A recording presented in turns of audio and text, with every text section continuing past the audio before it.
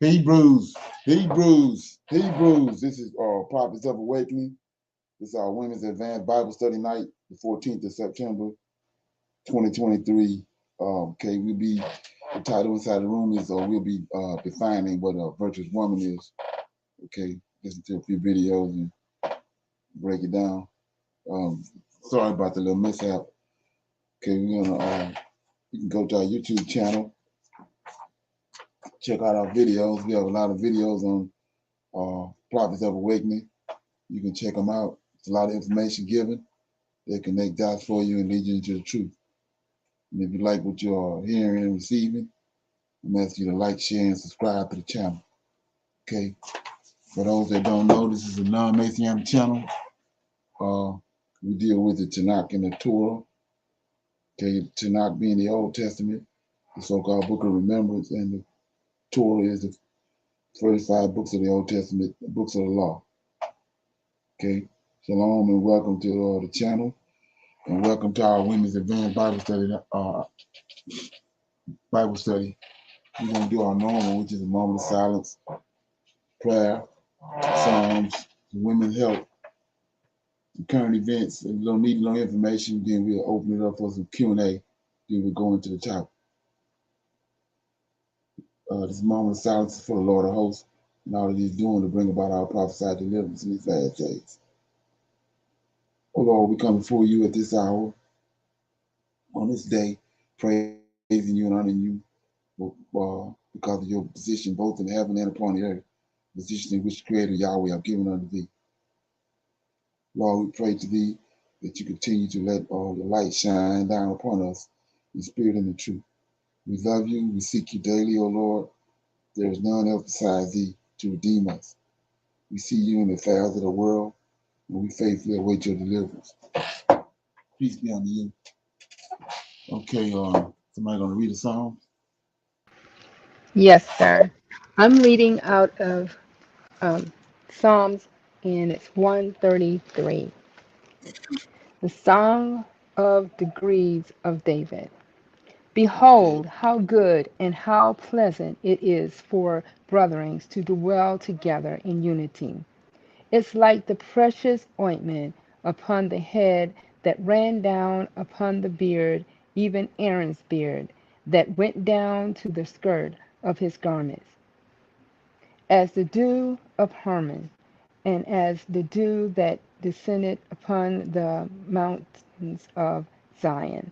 For there the Lord commanded the blessings, even life forevermore.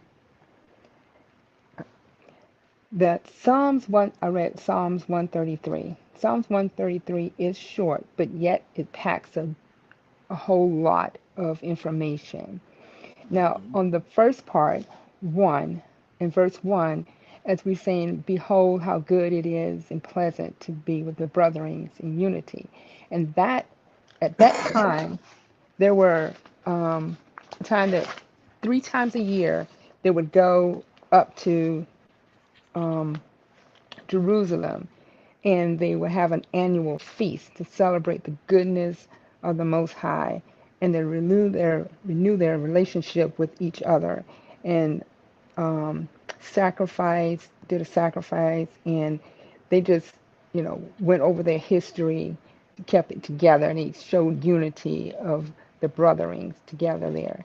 And number 2, verse 2, it's about the anointing. And with Aaron, he was anointed as a priest.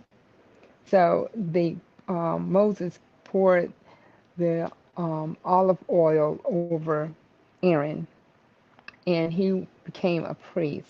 So, and then it just ran all the way down him. 3, verse 3, what stuck out to me is that um, the dew of Hermon and the dew that descended upon Mount Zion. Now, Hermon is the highest peak in Israel.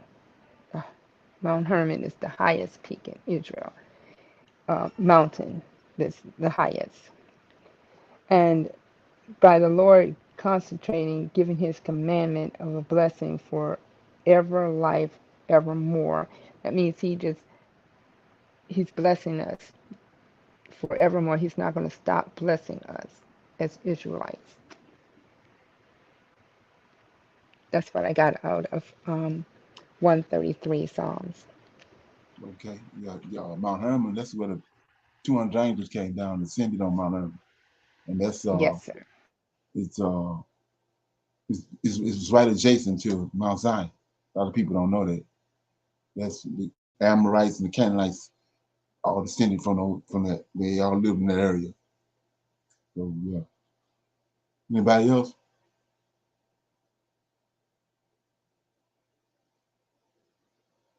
Notice how it's saying the dew of Hermon, the dew that from heaven. Okay. Yeah. So with that being said, we're gonna go to our women's health moment. But see what you got. Shalom, everyone. Please note that the information that is shared is intended for general, informational, and educational purposes only and is not medical advice or recommended treatment. Has anyone ever heard of the word appeal? Okay, tonight we will be discussing appeal, and I'm not talking about the appeal where you can request or reference to some person or authority for a decision or judgment. I'll be discussing appeal, APEEL, also known as Edapeel, EDIPEEL, which is an edible thin plastic coating that's on our fruits and vegetables. First, let's talk about how Appeal was founded. Appeal was founded in 2012 by James Rogers in Goleta, California, after receiving a $100,000 grant from the Bill and Melinda Gates Foundation to help reduce post harvest food waste.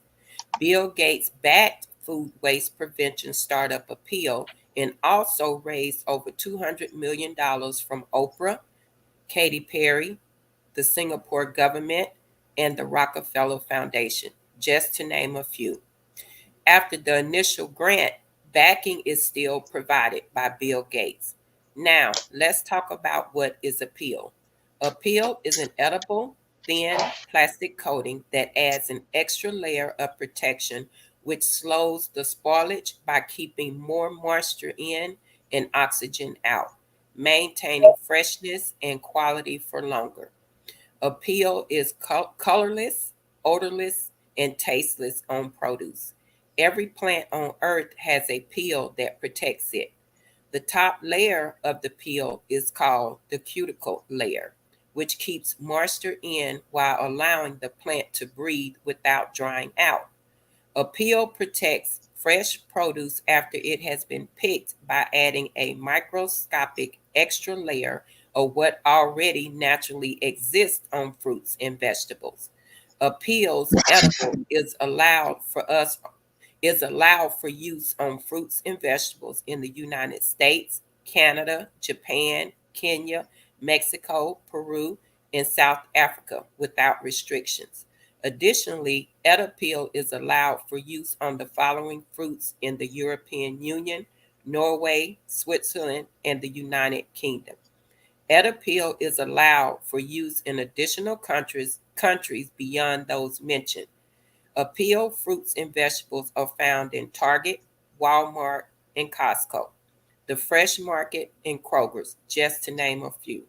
Cucumbers or avocados may not be wrapped in plastic, but there is a big sign saying it is coated in Appeal to protect freshness and reduce plastic waste. The fruits and vegetables also have a sticker on them with the word Appeal, also known as Edapeel. Last but not least, the coating has also been approved for use on organic produce in the U.S., further reducing consumer options, and it can't be removed even by scrubbing the produce. I'm going to read Isaiah chapter 49, verses 24 through 26, the mighty one of Jacob. Verse 24. Shall the prey be taken from the mighty, or the lawful captive delivered? But thus saith the Lord, even the captives of the mighty shall be taken away, and the prey of the terrible shall be delivered. For I will contend with him that contended with thee, and I will save thy children. Verse 26. And I will feed them that oppress thee with their own flesh, and they shall be drunken with their own blood, as with sweat and sweet wine. Excuse me, as with sweet wine. And all flesh shall know that I, the Lord, am thy Savior and thy Redeemer, the mighty one of Jacob. Tonight's discussion was on appeal, A-P-E-E-L, also known as Edappeal, and I read Isaiah chapter 49, verses 24 through 26, the mighty one of Jacob. Shalom, everyone. Okay. Appreciate that information. Anybody have any comments on that? That's Shalom. crazy. That's just some thankful Miss Michelle information I didn't know. Food for the thought. Thank you again. Okay. Got some kind of events right here.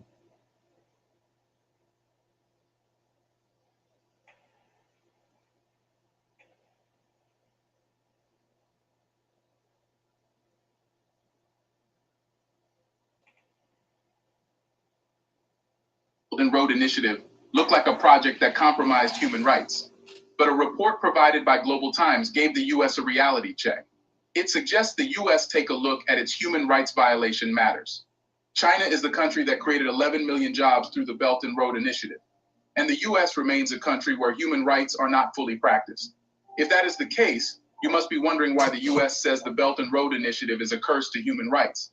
Well, it turns out that the U.S. has an interest in doing this propaganda. So yes, the U.S. didn't stop using sensitive aspects like human rights to limit China from progressing. But after the U.S. announced war against the Belt and Road Initiative, China also warned the U.S. to get ready for the consequences.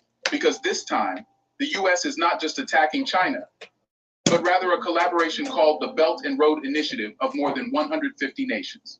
Will the U.S. be able to stand this? Let's find out. Welcome back to another exciting episode of our channel. Innovation Diary brings you China's innovation stories, projects, and growing influence in different parts of the world. If you are new to the channel and enjoy learning about fast-paced modernity, especially China's development and growing power, you will find our videos intriguing. In this video, we will discuss how the U.S. is trying to force nations to leave the Belt and Road Initiative. We will also talk about the reasons why the U.S. wants to end this initiative.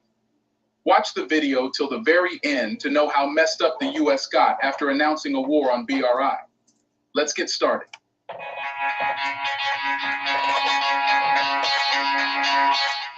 A new global war has emerged as the United States challenges China's ambitious Belt and Road Initiative. After targeting every sector of China, the U.S. is now taking the Belt and Road Initiative. China has issued a warning to the U.S., cautioning that the consequences of this conflict could be severe. But to understand why the U.S. is doing it, you must know the objective of the Belt and Road Initiative that has become a concern for the U.S. The initiative is primarily aimed at aiding developing nations. The Belt and Road Initiative is a massive infrastructure project led by China, with a primary objective to assist developing countries in building essential infrastructure like roads, railways, ports, and energy facilities.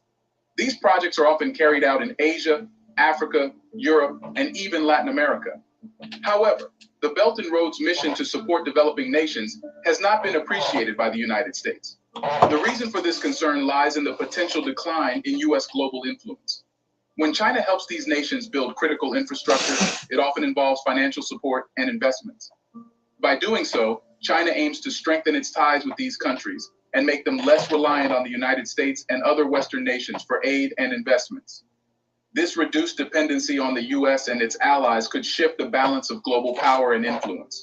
So the Belt and Road Initiative represents a challenge to the traditional dominance of the United States in international affairs. As China's economic and political power grows, it seeks to reshape the global order to be more in line with its interests. The United States has been a dominant force in international politics for many years, and it does not want to lose this. Consequently, the U.S. views the Belt and Road Initiative with suspicion and as a potential threat to its global leadership. The competition for influence between China and the United States has led to increased tensions in various parts of the world. Some countries have embraced the Belt and Road as a source of much-needed development, while others worry about becoming too entangled in China's economic and political sphere. The countries that are U.S. allies, and in some ways the U.S. can influence them, say they don't want to be a part of this initiative. But do they mean it?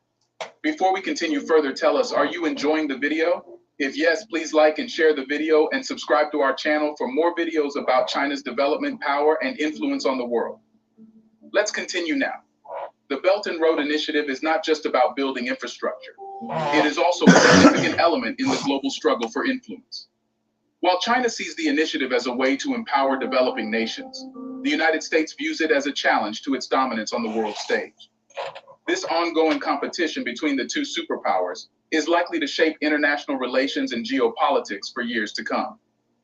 To limit the influence of the Belt and Road Initiative, the United States has been pressuring nations to withdraw from this ambitious project. Italy, despite being a part of the Belt and Road Initiative, faced significant pressure from the United States to reconsider its involvement. However, Italy's recent visit to China unveiled some of the tactics employed by the U.S. to discourage countries from participating in the initiative. During their visit, Italian officials spoke about the pressure they had faced from the United States. They shared their perspective on how the U.S. was trying to influence their decisions. This meeting shed light on the lengths to which the U.S. is willing to go to limit the influence of the Belt and Road Initiative. Despite the pressure exerted by the United States, many nations remain eager to collaborate with China on the Belt and Road Initiative. They see the Belt and Road Initiative as an opportunity for economic development and improved connectivity. These countries believe that participating in the initiative can bring them closer to economic growth and trade benefits. But what tactics the U.S. is using to convince the countries to stop working on the Belt and Road Initiative?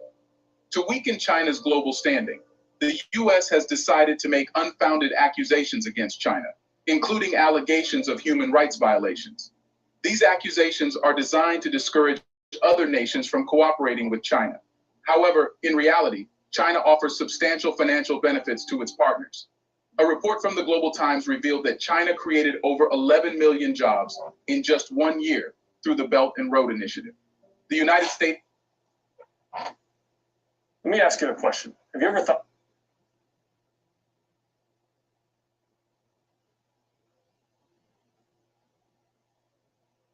Officially initiated a war against the Belt and Road Initiative, which stands as the largest collaboration project globally. The U.S.'s actions can largely be attributed to jealousy, as it sees the Belt and Road Initiative as a threat to its influence. To limit the Belt and Road Initiative's impact, the U.S. is attempting to convince other nations to withdraw from the initiative. China has responded with relentless information, warning the U.S. that its actions will have severe consequences. The Belt and Road Initiative is not just about China, it's about global progress. Stopping this initiative is like stopping the development of the entire world, and China will not stand for it. The nations involved in the Belt and Road Initiative have begun to see through the U.S.'s created smoke around China. While the U.S. criticizes China for not sticking to human rights standards, it is essential to remember that human rights violations occur within the United States as well. An article by the Global Times pointed out that the U.S. often conceals its misdeeds while accusing China of human rights violations. China, on the other hand, emphasizes practicality over mere theory. Despite the U.S.'s persistent efforts, many nations continue to stand in solidarity with China and the Belt and Road Initiative. The U.S.'s struggle against this global project only highlights its desperation. China remains committed to preventing the U.S. from obstructing the world's development and progress. But will the country support China? There are more than 150 nations as a part of the Belt and Road Initiative, and they all support China. The Belt and Road Initiative represents a beacon of hope for numerous developing nations striving for prosperity and stability. It is an example of China's commitment to global development and cooperation. While the United States may seek to undermine this initiative, it is essential to recognize that the world is increasingly seeing propaganda employed by the U.S. The world found China a better partner, and they trust the Belt and Road Initiative completely, making it a credible project in the world. So even if the US is putting a lot of effort into making the world believe that it should not be working with China, its efforts are going in vain. China's successful execution of the Belt and Road Initiative projects has planted trust in its leadership. The country has shown commitment to delivering on its promises and completing projects efficiently. This track record has led to greater confidence in China's ability to drive positive change globally. The Belt and Road Initiative is a long-term project with a vision for the future. China's willingness to invest in projects that may take years or even decades to complete demonstrates its dedication to sustainable development and fostering enduring partnerships. The future of the Belt and Road Initiative remains promising as nations across the globe join hands with China in pursuit of a brighter tomorrow. U.S. efforts only give a call to a reason for the U.S.-China conflict. We would like to take a moment here and appreciate you all for commenting and sharing your opinions. Okay. Any comments on that? We already talked about this Belt and Road Initiative. How big it is. Anybody have any comments on that?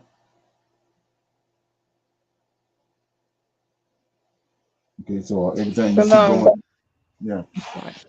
Um, they did mention that they still are going to work with the United States. They said they still was going to work with the United States, but yet they will probably withdraw if all of those nations join with them, and I believe they will and they won't abandon that the road that the belt, the railroad belt. They won't abandon it. I think all the nations are going to join in on that, the 150 on the belt. Okay. Anybody else got anything? So all this stuff that you see going on is because of the West is fading, and they grabbing up straws. They behind the everything that's going on in Africa because those countries mainly are the ones that's dealing with the Belt and Road Initiative is in Africa. Okay. Showing you where development is happening. Please come and join us. France deploying forces, war equipment in preparation to invade Niger. Says junta. The Niger military administration has accused France of building up forces and war equipment in several neighboring West African countries in preparation for an aggression. Yeah, this like 7 the hours Niger ago. military administration has accused France of building up forces and war equipment in several neighboring West African countries in preparation for an aggression against the country. Relations with France, Niger's former colonial power, soured after Paris stood by ousted President Mohamed Bazoum following the July coup. In a statement broadcast on national television late Saturday, Putschist spokesman Colonel Major Amadou Abdrahman said, France continues to deploy its forces in several ECOWAS countries as part of preparations for an aggression against Niger, which it is planning in collaboration with this community organization. What if there was an automated software that could make passive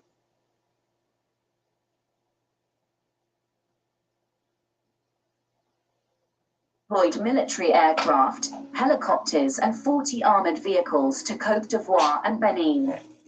Military cargo aircraft have enabled large quantities of war material and equipment to be unloaded in Senegal, Côte d'Ivoire and Benin, to name but a few, he said.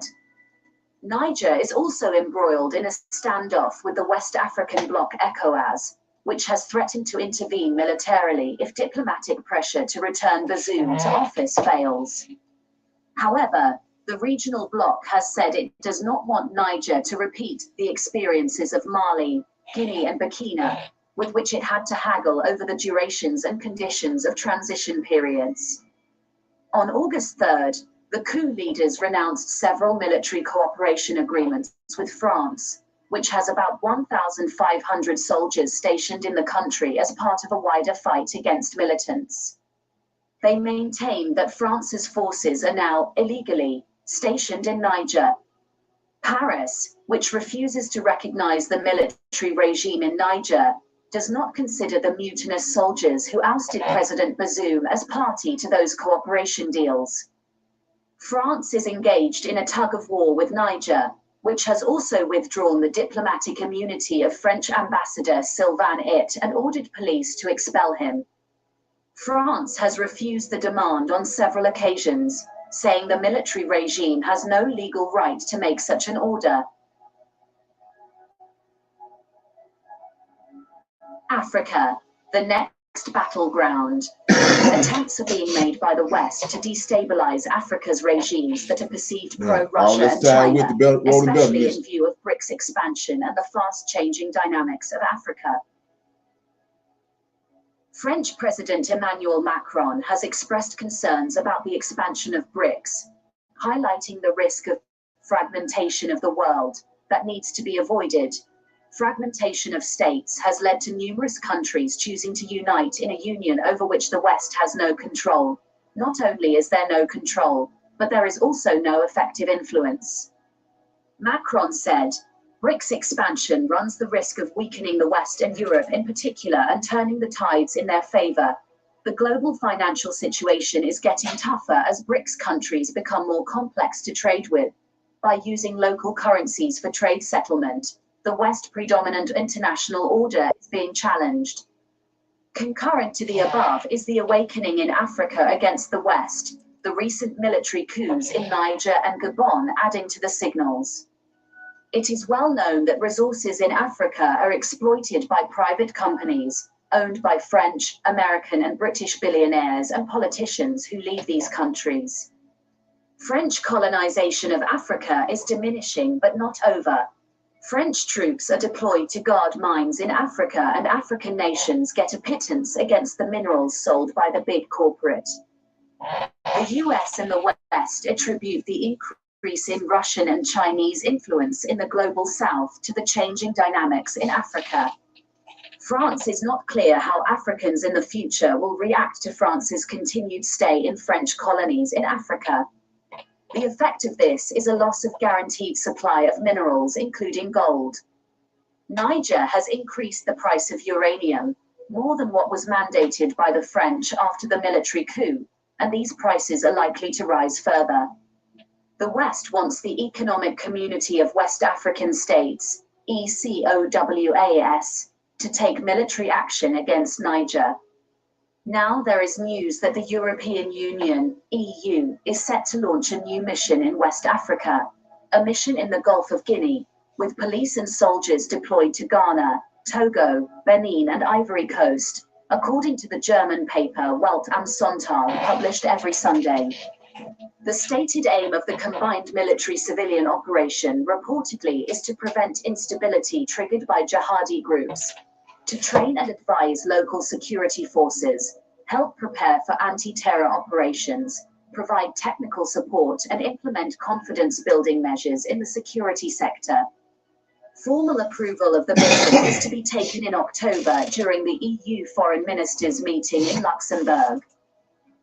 The reason for the mission is being given as the EU's concern that Islamist groups, Islamic State and Al-Qaeda, could extend their activities in West Africa from the Sahel zone toward the southern coastal countries on the Gulf of Guinea, leading to even more widespread instability in the region.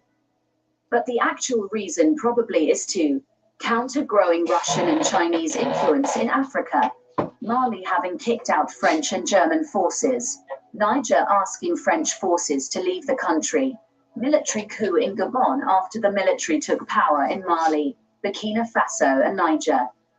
This EU mission would be backed by NATO. It needs no intelligence to decipher why the sudden assessment that the IS and Al-Qaeda could extend their activities in West Africa, both these terrorist organizations being the foster children of the CIA. Not only has the US used these organizations in Iraq, Syria, even airdropped weapons for them, but also used them in West Asia and in Afghanistan in concert with Pakistan to advance American national interests. The obvious attempt now is to launch sub-conventional operations in Africa and destabilize regimes that are perceived as pro-Russia and China. In fact, there is speculation that the fire in the federally owned building in Johannesburg that 74 and injured more than 50 within a week of the BRICS summit was engineered by the West, displeasure expressed over the expansion of the organization. Apparently, Africa is earmarked as the next battleground.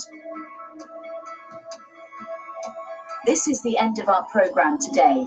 See you on Intervlog. Okay. Anybody have any comments on that? You can see where we headed.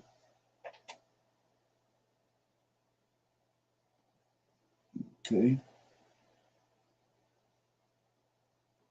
Niger is at the verge of being invaded by France and ECOWAS. They gave the new military government a new dateline to release the president or else they would invade. But Niger's military alone won't be able to handle the wrath of the French military and the ECOWAS military. That is why they sought out for help from some of their allies, and shockingly a country no one expected would join Niger decided to defend them if they were attacked. The first country that could be backing Niger is Russia.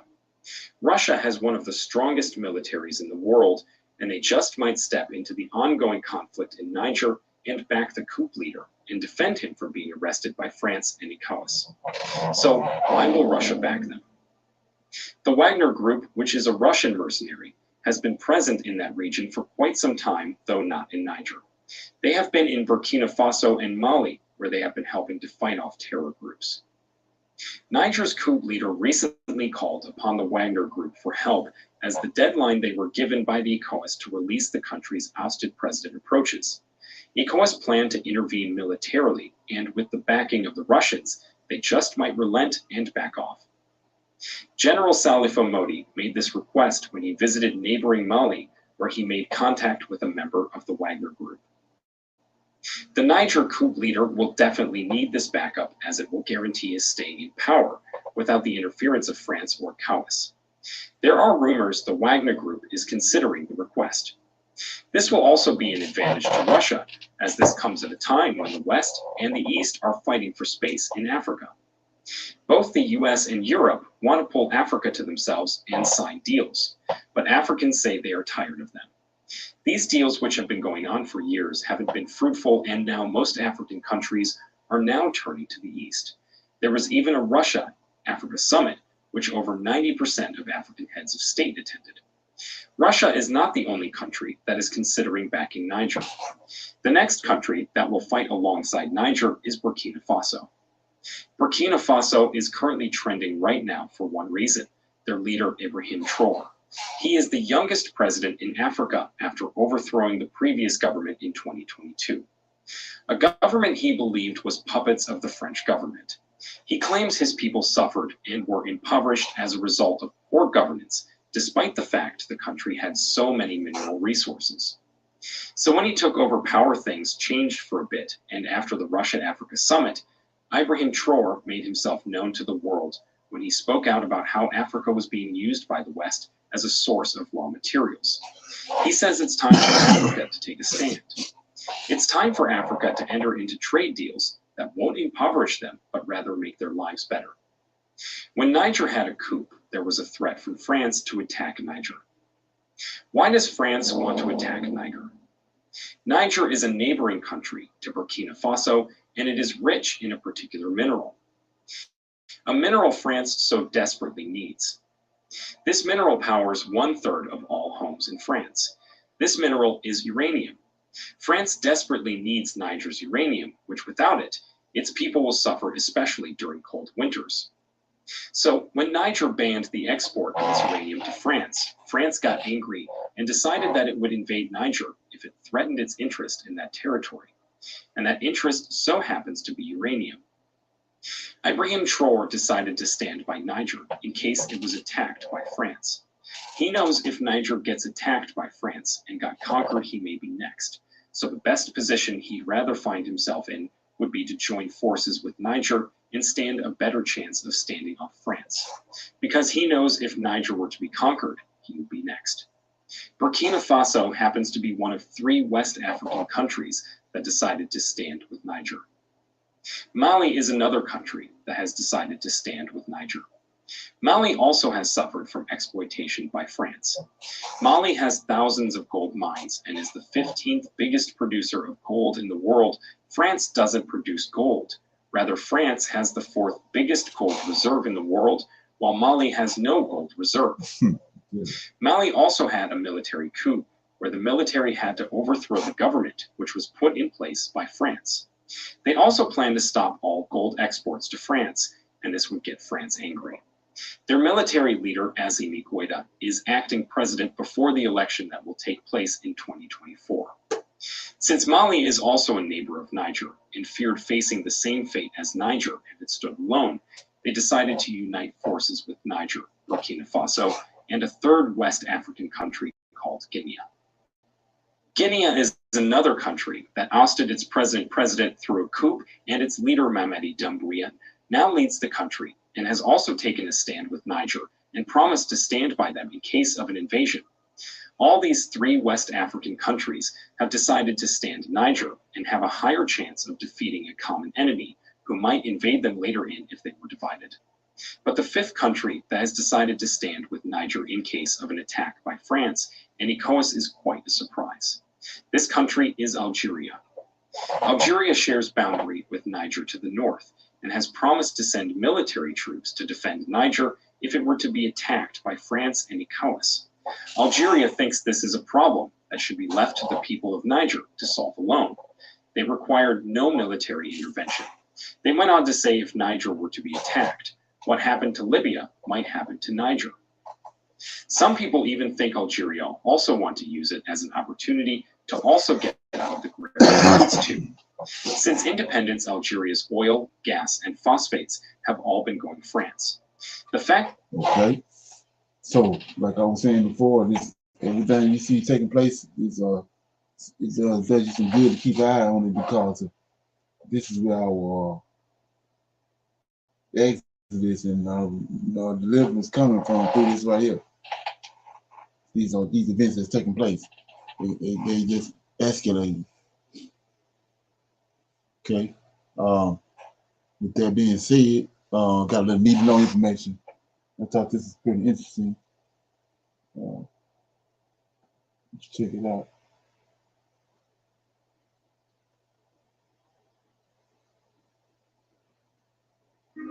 Typically, when mentioning the descendants of Adam and Eve, the first thought that occurs to people is the story of Cain and Abel. However, many often forget the other biblical accounts that describe the other sons and daughters of Adam and Eve. In this video, I will focus my attention specifically on the daughters of Adam and Eve. Who were these daughters? How many of them existed? Using sources such as the Book of Jubilees, the Holy Bible, and ancient traditions, I will explore and discuss the history of these daughters of Adam. So, if this topic has piqued your interest, don't hesitate to give it a like and leave your comment. Follow along with me for this additional content, the untold story of Adam and Eve's daughters. A topic that is rarely discussed, often overlooked by theologians, biblical scholars, and even those curious about sacred scriptures, is the mystery surrounding the daughters of Adam and Eve. Typically, people read the Bible and focus on the more well-known sons of Adam and Eve, Cain, the firstborn, and Abel, the second. However, they often forget that Adam and Eve had many daughters, as the biblical text in Genesis, chapter 5, verses 4 and 5, reveals intriguing information about the sons and daughters of Adam. The text mentions that after bearing Seth, Adam lived for 800 years, during which he fathered sons and daughters, totaling 930 years of life until his death. The Bible does not provide the names of Adam and Eve's daughters, but there are other texts from ancient Jewish traditions that specify some of their names. Thus, based on the Book of Jubilees, I will mention the names of some of Adam and Eve's daughters according to these ancient Jewish traditions, which offer insights into these less explored figures. For those unfamiliar, the Book of Jubilees is also known as the Little Genesis, due to its connection with the word Jubilee, which means joy. It is part of the Old Testament Apocrypha and narrates the creation of the world, the formation of Adam and Eve after the fall, and tells stories of various Old Testament characters, primarily from the Book of Genesis. While it is not a recent text, the oldest manuscript to which we have access dates back to approximately 700 BCE. However, this manuscript is a copy of an even older work. Some scholars associate the Book of Jubilees with the Book of Chronicles, suggesting that the scribe Ezra may have written the text. However, the Book of Jubilees claims that its true author was Moses, who received a revelation from an angel on Mount Horeb. It is noteworthy that the Bible mentions that Moses spent 40 days and 40 nights on Mount Horeb without eating or drinking water in the presence of God. Historically, due to the antiquity of the text, we cannot dismiss the possibility that Moses was the actual author. The Book of Jubilees enjoys significant presence in Israelite culture, with several copies distributed among the people. Additionally, it mentions another mysterious apocryphal book, the Book of Enoch, which was widely known to the early Christians and even formed part of the biblical canon used by them. This underscores the importance of not dismissing the Book of Jubilees, as it contains events that align with the stories of the Bible. Now, returning to Adam and Eve. According to various ancient Semitic Abrahamic traditions, the first daughter of Adam and Eve was named Aven. Aven, in Phoenician Hebrew, carries the meaning of potency or simply vice. She was, therefore, the wife and sister of Cain, who was also a son of Adam and Eve. According to the Book of Jubilees, she bore children to Cain, and one of those children was named Enoch. The construction of a city named after his son is mentioned in the Bible as one of Cain's accomplishments after his banishment due to the murder of Abel. The city was called Enoch, in honor of his son. The name Aven is mentioned in the Book of Jubilees and in other Abrahamic texts.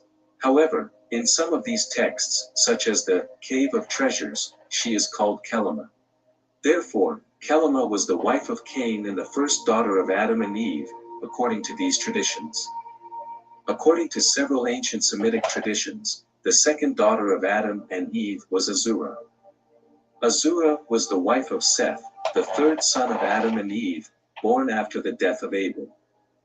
The name Seth has etymological roots in Hebrew, and its meaning may be associated with the idea of compensation or substitution.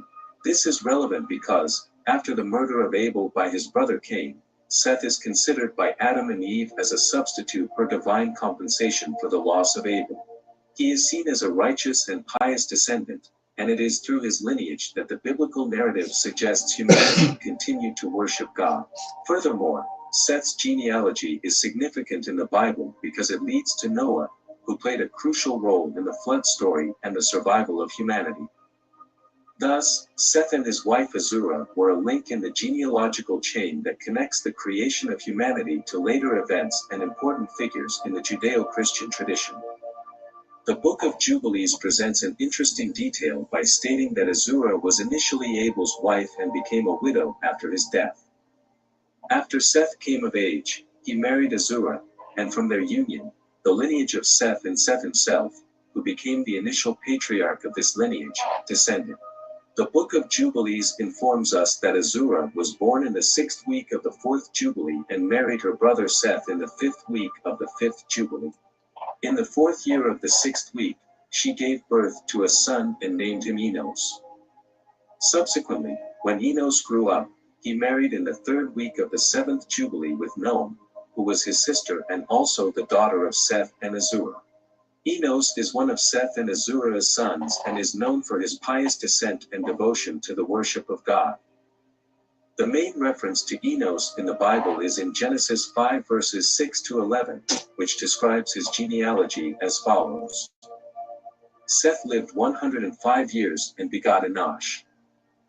After he begot Enosh, Seth lived 807 years and begot sons and daughters.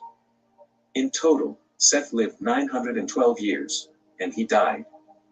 Enosh lived 90 years and begot Cainan. After he begot Cainan, Enosh lived 815 years and begot sons and daughters. In total, Enosh lived 905 years, and he died. The main characteristic attributed to Enos is his practice of prayer and the invocation of the name of God. The following verse in Genesis 4 verse 26 states, "At that time people began to call on the name of the Lord. This passage suggests that Enos played an important role in promoting worship and devotion to God in his time, marking a period of spiritual and religious seeking among the descendants of Seth. So, according to the ancient book of Jubilees and Semitic Jewish tradition, Cain married his sister Abin and gave rise to the lineage of Cain. Seth, on the other hand, married his sister Azura and gave rise to the lineage of Seth. You might have been wondering how many sons and daughters Adam and Eve had. The biblical text indicates that they had many sons and daughters, especially considering that Adam lived for over 800 years. In fact, Adam and Eve were the most fertile humans of their time. Eve, as the first woman, was extremely fertile, and Adam was also very fertile. Therefore, according to these ancient traditions, they had hundreds and hundreds of sons and daughters throughout their lives. In modern times, according to the Guinness World Records, the woman who held the record for the highest number of children in human history, as far as we know, was Valentina Vassiliev. She reportedly passed away at the age of 76, leaving behind 69 surviving children, with only 2 dying at a young age. According to Guinness World Records, Valentina Vassiliev underwent a total of 27 pregnancies, resulting in 16 pairs of twins, 7 sets of triplets, and 4 sets of quadruplets. While there are other reports of women with 50 or even 60 children, Valentina Vassiliev remains the recognized record holder. However, what I want to emphasize is that Eve surpassed all these women in fertility, as she is considered the most fertile woman in the history of humanity. So, if a woman today or even 100 years ago were capable of giving birth to about 69 children, we can only imagine what Eve achieved, as she lived much longer, reaching the impressive age of 900 years according to the biblical narrative. Furthermore, according to traditions, Adam and Eve had numerous children, estimated to be around 70 or even more, according to some speculations. Considering their robust health, strength, and fertility, as well as the context of the time that favored procreation, it's possible they had hundreds of sons and daughters. In the book of Genesis, chapter 6, verse 1, it is mentioned that as the descendants of Adam multiplied on the earth, many beautiful daughters were born. A lesson of curiosity is that both the sons and daughters of Adam and Eve had their own ethnic descent, as Adam and Eve were originally mixed race. This contributed to the ethnic diversity of humanity, which, while exhibiting numerous ethnicities and races, all share a common origin in Adam and Eve. The study of mitochondrial DNA, known as mitochondrial Eve, reinforces this idea, indicating that all of humanity shares a common ancestry despite the ethnic and racial diversity we see in the world today. Therefore, the mitochondrial genetic study revealed that all people descend from the same woman, contributing to the richness of ethnic and racial diversity in our world, all sharing a common connection with our ancestors. So, did you know the story of Adam and Eve's daughters? Feel free to leave your comments. Also, feel free to suggest new. Okay. Ain't that something? Anybody have any comments or questions about that? Wow, Shalom, that is something, to have hundreds of children and to live to be 900 years old. Even the Valentino Vasily female with 69 children. That's awesome. Okay. Yeah, a lot of people don't look at it, you know, they don't really actually look at it for what it's worth. But it tells you, I think the scriptures, that they had many children, many sons and daughters. Right? Anybody else got anything on that? That'd be something good to research. Yes, sir, Shalom, because they don't even talk about that when, you know, they just say the New Testament, Adam and Eve and Cain and Abel, and that's it. Don't nobody, you know, go further to research. I can admit that I didn't until coming into the awakening, Prophets of Awakening, to research and go deeper. I have the book of Adam and Eve, and yes, it tells, you know, a vivid story after they got out of the garden. Okay. Shalom. Right. And also it can be found in Jubilees where they talk about the children of Adam and Eve. Um, uh, Chapter 4. In Jubilees, it starts to talk about the children of Adam and Eve. So that's a good chapter to read also. Okay. That's yeah. So we're gonna open it up now for some Q&A. Anybody have any questions or comments about something they came across they want to talk about or discuss before we go into the topic of discussion? No, sir. Okay, yeah. So like I said, just trying to define what a virtuous woman is. Anybody want to take a swing at that before we get started? Anybody, what do you think a virtuous woman is? We always hear that word, virtuous woman, uh, Proverbs 31 woman. Anybody know? Anybody got any ideas? Yes, sir. I will take a shot at that.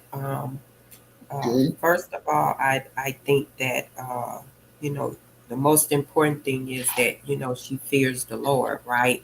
So like you said, Proverbs 31 speaks of that virtuous woman, right? But she's humble, she's honest, uh, modest. Okay. She has patience, wisdom, right? And she spends her time doing what has to be done, not indulging in foolishness and gossip and all of that. A virtuous woman has to be uh, courageous in this today in this walk as a virtuous woman. And doing research on that, I was noticing that it was talking about patience, and that is something that I continue to work on is patience. And I am continuing to work on myself. So those are just some things that you know I have read and came across. And today we think that a virtuous woman is her looks, but it's not. It's her mindset basically. Okay. Anybody else want to try it?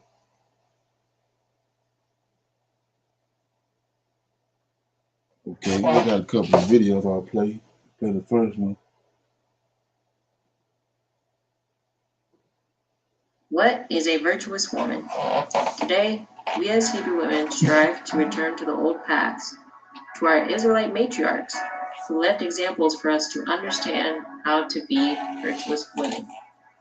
We see examples such as Sarah, Deborah, Abigail, and countless others who lived righteously before the Most High. They were submissive, yet strong women who had their own opinions, ideas, and they were able to make decisions in the relationships with their husbands.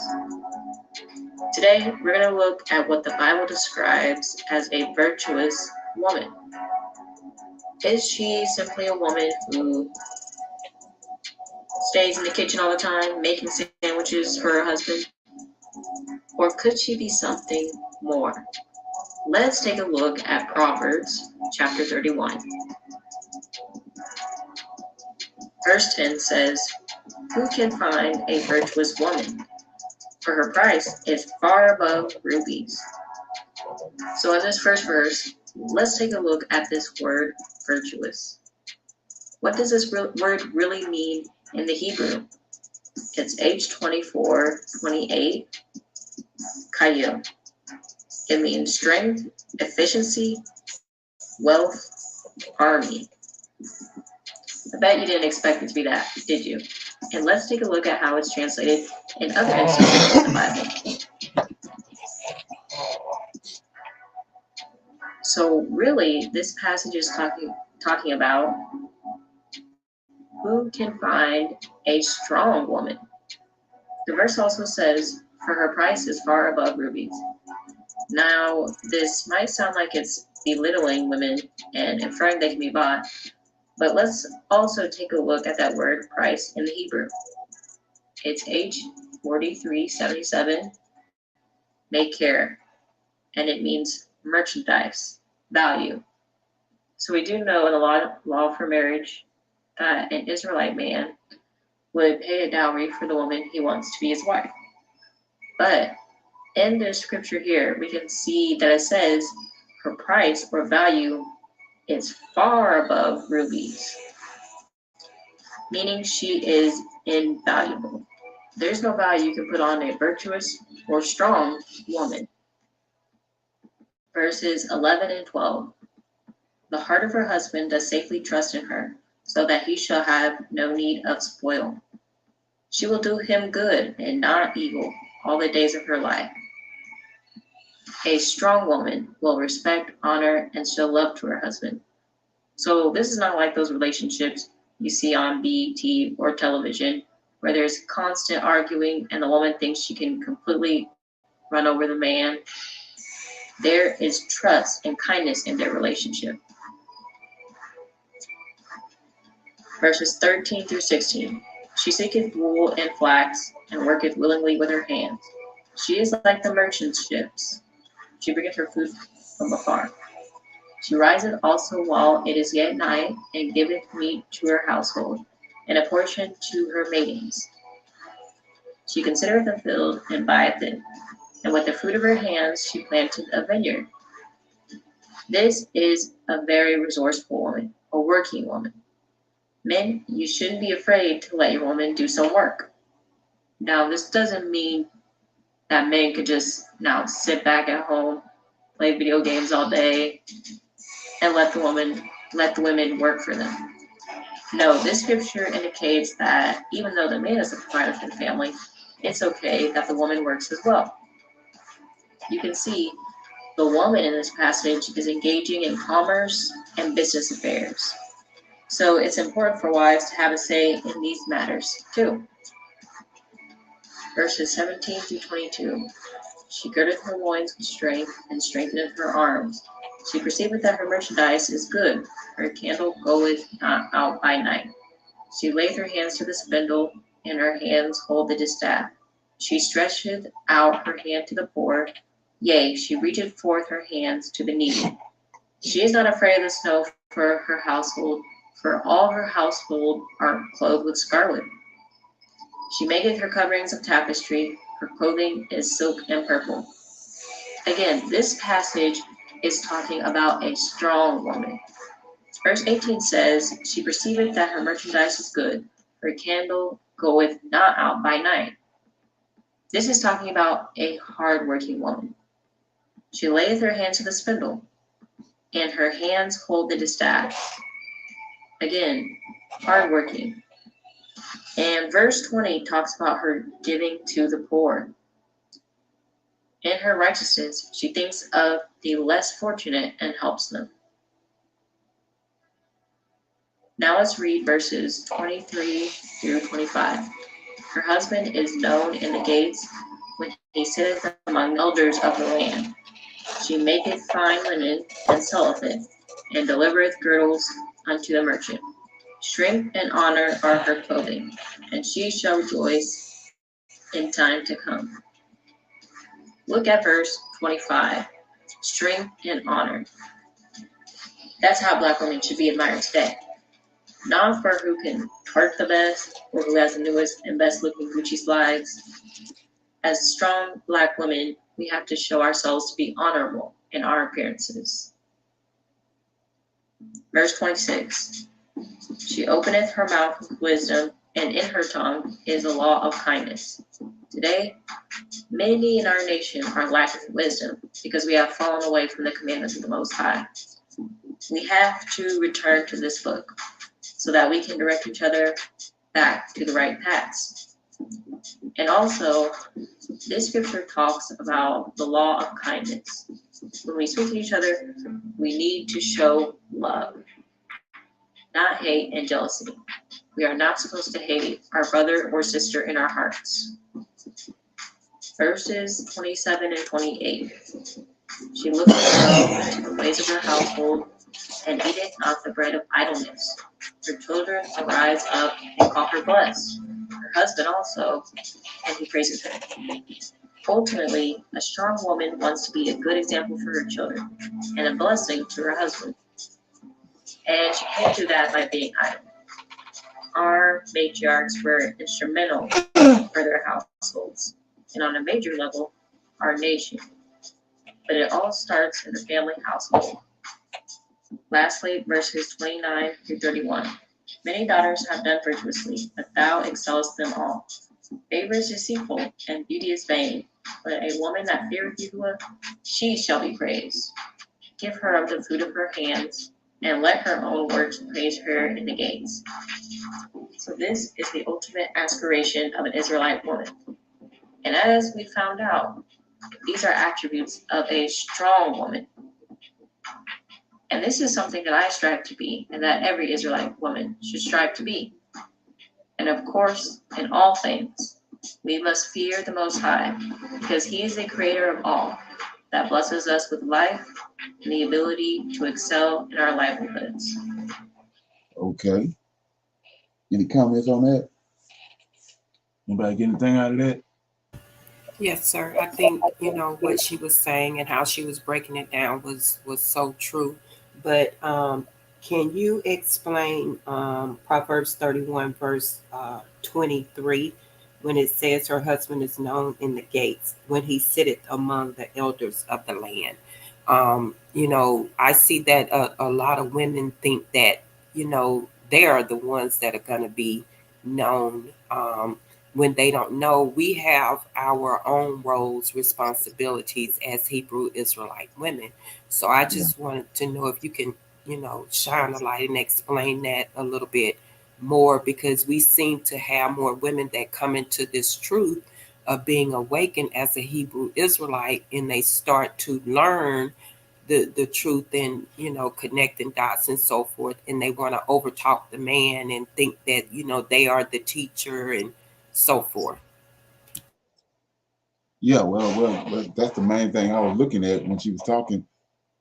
She taking a lot of the stuff that was being said, the words out of context. Like, for example, working hard and strong and got our own job. That's not the kind of work that's talking about in Proverbs. It's first of all, you have to understand that, like the guy said in the book of Judah, when Nebuchadnezzar came to Judah, he told these men, he said, why they not coming out to meet us, why they preparing for war? And he said, as long as they have their God with them and they ain't good standings with him, they ain't wanting for nothing. So all the men, all the Israelite men, all the men in the tribes, they the ones with the abundance. Just like look at Sarah and Abraham. Abraham had all abundance. So Sarah being the helpmeet manages all that. It ain't like she went out and got a corporation and managing a corporation. No, all the blessings and all the stuff that the Most High endow on these men with, that's their responsibility to maintain it. That's why I'm saying that she's the merchandise and all this different stuff that she's regulating, just like around the house. That's not a simple job, especially when kids are involved, and then you got male service, maid service, and all that. That's what that's talking about. It's not talking about the way we look at work today, because that's the first thing it's gonna do is you're gonna get puffed up because you're trying to compare yourself with the man. So anyway, if you notice when in all through the scriptures, it's always the Bible always talking about the chief men, even with the angels. He says that those 200 angels that came down was chief amongst tens and amongst hundreds. They were chief angels with rank. So when you start talking about the gate, the most it says in the scriptures, I'll find that verse, but it says that the Lord of hosts love the gate. He loved the gates of Jerusalem because that's where all the principal men gathered at. Notice when he sent the prophet, especially in Jeremiah, he sent Jeremiah, he said, go to the gate, because that's where all of them met. He said, go to the gate and proclaim this word that I'm giving you. And don't worry about their faces. Just go to the gate and proclaim it to me. Proclaim it to them, his word. So every time when he brought a word by a prophet, they went to the gates, because that's where all the men, that's where all the principal men, the princes, the scribes, all of them was there. Whether they was in the temple or whether they was Judeans, they all gathered at the gate of Jerusalem. Okay, so let's look at another example that it was in Jeremiah to show you what I'm talking about. These are one of the examples. And even with Ezekiel, he told Ezekiel to go to the gate. And you know, he took him by the nape of his hair. He took him to Jerusalem. So we go to Jeremiah right quick. Okay, it's 39. This is when Nebuchadnezzar came. See what he do. This was a big thing. Okay, let me get it. So this is the fall of Jerusalem. When Nebuchadnezzar showed up, and Nebuchadnezzar says, in the 9th year of Zedekiah, king of Judah, in the 10th month, came Nebuchadnezzar, king of Babylon, and his army against Jerusalem. And they besieged it, right? So look what they do. And in the 11th year of Zedekiah, in the 4th month, the 9th day of the month, the city was broken up. And here you go. All the princes of King Nebuchadnezzar, he got 7 of them because he saw the Most High order. He saw the Most High. When he dealt with the Most High, he saw these 7 angels. When he saw the Lord, and he saw Yahweh. And so it says, and all the princes of King Nebuchadnezzar came in, sat in the middle of the gate. See that? They came to the gate. These princes, even now, he's going to tell you how I know it's 7. I don't know how I can't pronounce his name, but it's 1, 2, 3, 4, 5, 6. Then you go down to verse 9, and that's Nebuchadnezzar, the Lord of hosts. So if you ever got any problems about who the Lord of hosts is, this is right here. This is a prime example. So verse 9 says Nebuchadnezzar. So you got Nebuchadnezzar's name in him, and he's the Lord of hosts. They 2 different beings. It says Nebuchadnezzar, the captain of the guard, Lord of hosts, carried away captive into Babylon the remnant of the people that remained in the city, and those that fell away that fell to him with the rest of the people that remained. Notice where he went. He got them at. He went to the gate. See that? Yes. That's where everybody gathered at. That's where it all go down there. So let me find this other verse right quick, because this is Jeremiah. So it says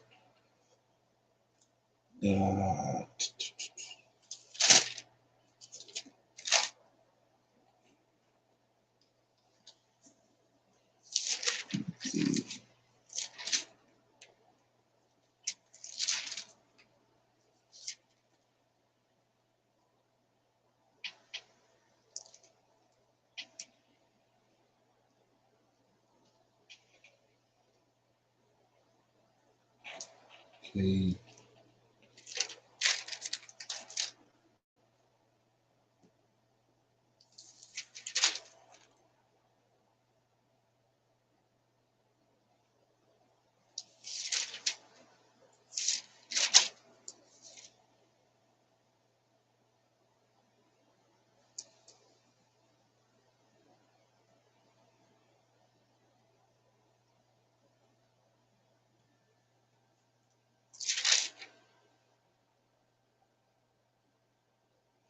Yeah, I'll find that later. Okay.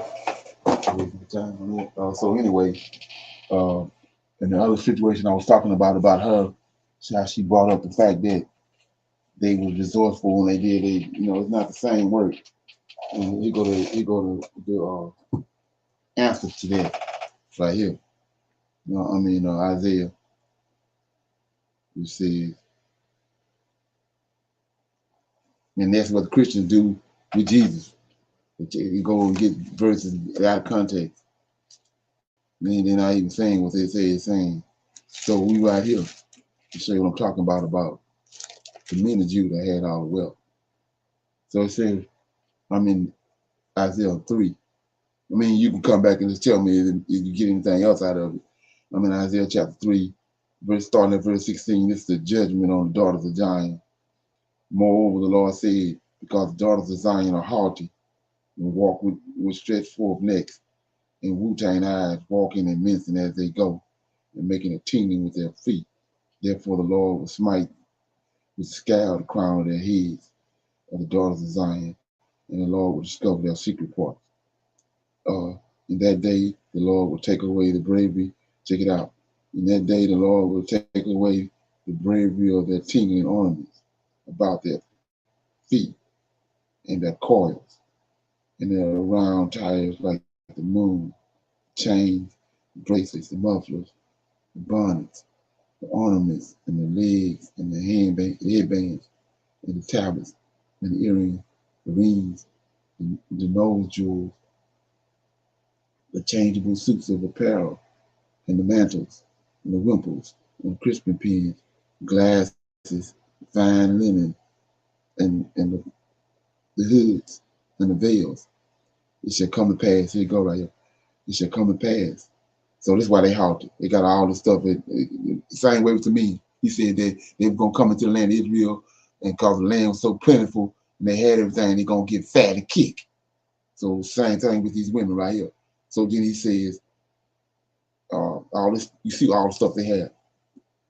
24. It shall come to pass that instead of a sweet smell, that shall be stench. Instead of a girdle, rent. And instead of well set hair, baldness. And instead of a stomacher, a girdle of sackcloth. And burning instead of beauty. Now here you go. Thy men, which is source of their resources. Thy men shall fall by the sword, and thy mighty in war. So you're gonna kill the men, cut off what how they got all this stuff. The sources, these men. 26. How we know that? And her gates shall lament, cause of these men, cause 25. Her gates shall lament and mourn, and she being desolate shall sit down upon the ground. Okay. So any comments on that? The way you broke that down, Brother Leonard, makes a lot of sense. And other people may look at this another way, but I look at it as this is a man's book, because the Lord of hosts is dealing with men, right? So I think last week or something I was saying that we are blessed to be amongst Hebrew Israelite men that can break down this word to us, because when we as women get in this scripture, we just tear it all up. Right. Exactly. We don't explain it right. We don't connect the dots right. Right. None of that. And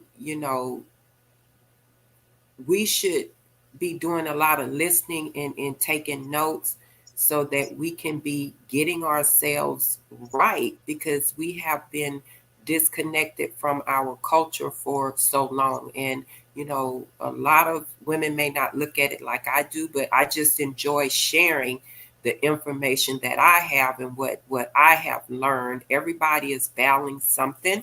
Nobody is perfect, but it is just good to share information to uplift us as Hebrew Israelite women, because we got to get it right too. Not only the men, but we have to get it right too. Yes, ma'am. Right. I agree. Shalom. Okay, yeah. So right. So let me find one more. Yeah. So all that makes sense. I mean, even I mean, they act as if when he says that, told Adam, he put Adam to sleep and he said he made him a help me. They take that as if that's some kind of degradation or something. But it's, you know what I mean? They go back to understanding what that means, the word and all that. So anyway, I was trying to see where it goes. I think it's First Kings. Let me see. Trying to find Hezekiah when, yeah, because this is important based off what I just read in Second Isaiah, in Isaiah chapter 3. You know, you got a lot of guys go there to the daughters of Zion. Let me read this. Hezekiah.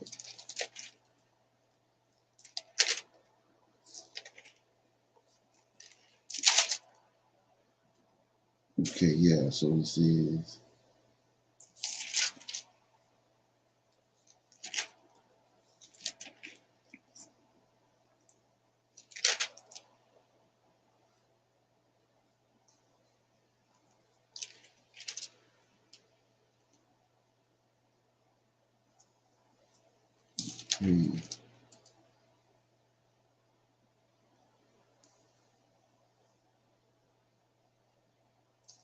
okay, yeah, I'm gonna start reading it. Second Kings, chapter 19, right? So just go back to all those things that we just mentioned in Isaiah that these women had. Nobody never really considered it, but yet they had all these different jewels, ornaments, and all this stuff that made them you know, they got puffed up behind it, but it was part of that the mystique of an Israelite woman. But anyway, 29, this 2 Kings 19, verse 20, start at verse 20. Then Isaiah, the son, this is when Isaiah prayed for Hezekiah, and then the angel came and killed the Syrian army. It says, then Isaiah, the son of Amos, sent Hezekiah, saying, thus saith the Lord God of Israel, that which thou hast prayed to me against Sennacherib, king of Assyria, I have heard. This is the word that the Lord hath spoken concerning him. The virgins, here we go, the virgins of the daughters of Zion have despised thee and laughed thee to scorn. The daughters of Jerusalem have shaken her head at thee. Whom hast thou reproached and blasphemed, and against whom thou hast exalted thy voice, and lifted up thine eyes on high, even against the Holy One of Israel? By thy messengers thou hast reproached the Lord, and hast said, with the multitude of my chariots I will come up to the heights of the mountain, to the sides of Lebanon, and I will cut down the tall cedars trees thereof, and the choice fir trees thereof, and I will enter into the lodgings of her borders, and into the forest of his Carmel. I have digged and drunk strange waters, and with the sole of my feet have I dried up all the rivers of the sea's places. As I not heard long ago, I have done it, and of the ancient times that I have formed it, now I have brought it to pass that thou should lay waste fenced cities into ravenous heaps. Therefore, their inhabitants were small power. They were dismayed and confounded. They were as grass of the field, and as green herbs as the grass of the housetops, and as corn blasted before it is grown up. But I know thy abode, and thy going out, and thy coming in, and thy rage against me, because thy rage against me and thy tumult is come up into mine ears. Therefore I will put my hooks in thy nose, my bridle in thy lips, and I will turn thee back by the way which thou comest. And this shall be a sign unto thee. Ye shall eat this year such things as grow of themselves. And in the second year thou will spring, that springeth up of the same. And in the third year sow ye reap, and plant vineyards, and eat fruits thereof. And the remnant that is escaped to the house of Judah shall yet again take root downward and bear root upward. For out of Jerusalem shall go forth a remnant, and they that escaped out of the Mount Zion, with the zeal of the Lord of hosts shall do this. Therefore, thus says the Lord concerning the king of Assyria, he shall not come into the city, nor shoot any arrow thereof, nor come before it with shield, nor cast a blank against it. By the way that he came, or the same shall he return, and shall come into the city, says the Lord. I will defend this city and save it for my own sake and my servant David's sake. And it came to pass, here you go right here, it came to pass that night that the angel of the Lord went out and smote the camp. So all the Syrian army, they all out there, all the horsemen and everything. So they've been going from one place to the next, conquering people. But when you understand the story, they got jewels and all this stuff on them, on the horses. Yeah, all of them. All of them got this, because they didn't spoil other people. They got all this on them, right? So it says, and it came to pass that night that the angel of the Lord went out, smote the camp of the Assyrians, 104 and 5,000. And when they arose early in the morning, check it out. Behold, they were all dead corpses. So all the men, they got all kind of jewelry on them in their pockets and everywhere, on the horses, bags on horses, on around the horse's neck and everything. Everybody dead. The horses dead. Everybody, all this stuff laying out there on these horses and on these men and in their tents. So he says, behold, they were all dead carcasses. So Sennacherib, king of Assyria, departed and went and returned and dwelt in Nineveh. And it came to pass, check it out, it came to pass as he was worshiping in his house, his God, Amaziah, sitting and smote him with the sword, and they escaped into the land of Amina, Amina, and he reigned in his stead. Okay, that goes Second Chronicles. That's the story, but it's got two different parts to it. So we go to Second Chronicles. Let me see. First Chronicles. Second Chronicles. Yeah.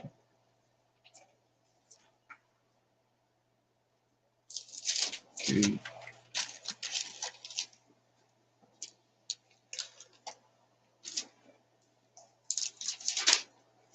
Give me a minute.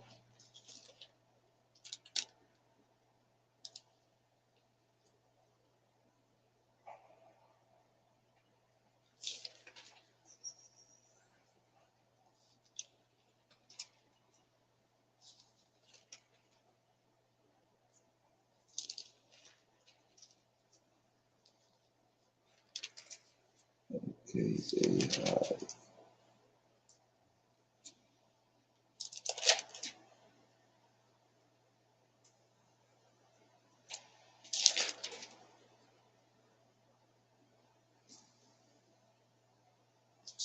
yeah, so we go right here. So it says,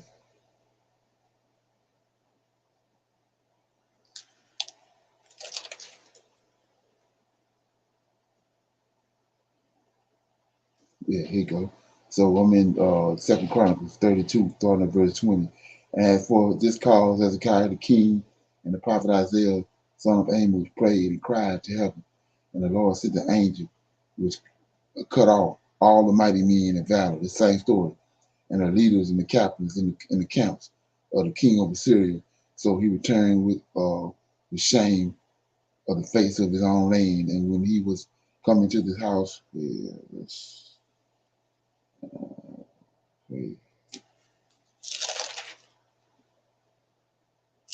so anyway, I have to find it. But what happened was he killed he killed everybody, all these men. He told you thousands of men.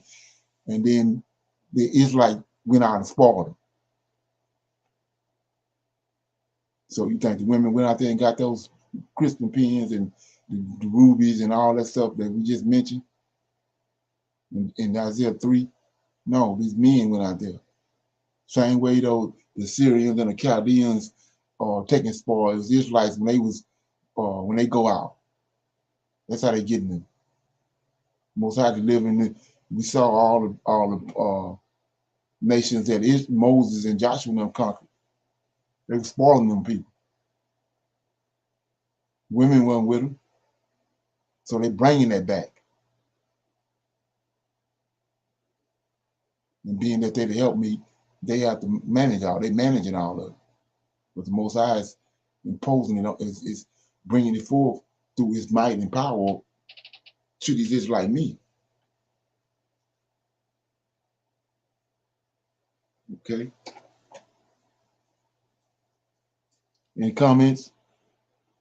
Questions? Shalom. Just want to go back to what Sister Michelle talked about with the virtuous woman and the book being the man, the head, the pretty much chosen one to guide and teach. It's coming very evident and showing in the teachings that this is the way, this is how it's supposed to be. Women by nature nurture and put more in it when there is the defense mechanism that the men have for a reason and a purpose, to protect and to forecast and foresee in what's going on with the prophecy. Okay. Yeah, that makes sense. Anybody else?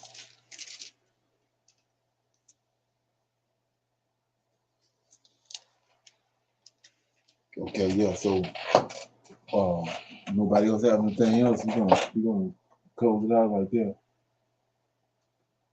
Okay.